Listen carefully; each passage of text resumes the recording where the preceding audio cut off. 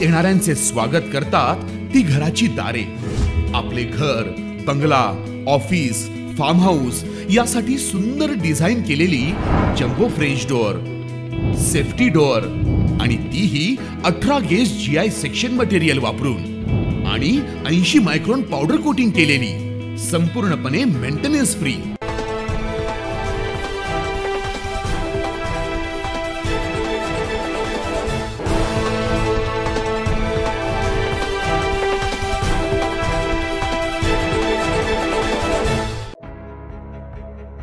गणेश विसर्जन यंदाही जल्लोषात होणार आहे। सकाळी 11 वाजता सार्वजनिक मंडळाच्या गणेश विसर्जन मिरवणुकीला सुरुवात होणार आहे। मंगळवारी भद्रकाली पोलीस ठाण्यात गणेश मंडळ पदाधिकाऱ्यांची बैठक पार पडली।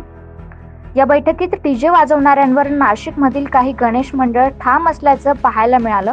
मात्र ध्वनी प्रदूषण ओलांडणाऱ्या वाद्यांना परवानगी मिळणार नाही अशी पोलिसांची ठाम भूमिका आहे।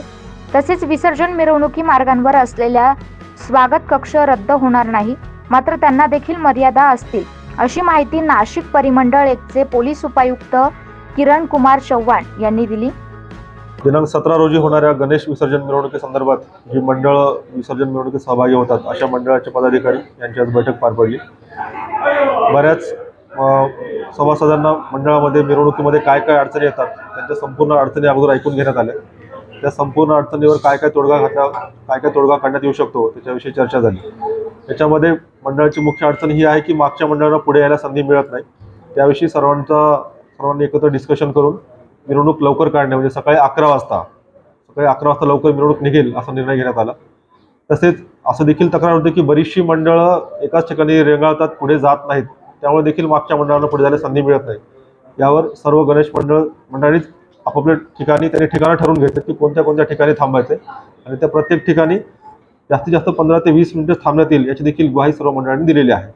तसेच काही मंडळ खूप मोठ्या संख्येने ढोल पथक लावतात, तर ही देखील संख्या मर्यादित ठेवतील असं देखील सर्वांनी सांगितलेले आहे। त्याचबरोबर सर्वजण सोबत स्वयंसेवक ठेवणार आहेत। तसेच आपल्या मिरवणूक मार्गावर जे काही पोलिसांचे आदेश असतील ते पाळण्यात येईल असं देखील सर्वांनी सांगितलेलं आहे। विषय आपल्याकडे आता स्वागत कक्षामुळे अडथळा होतो अशी काही मंडळांची तक्रार होती।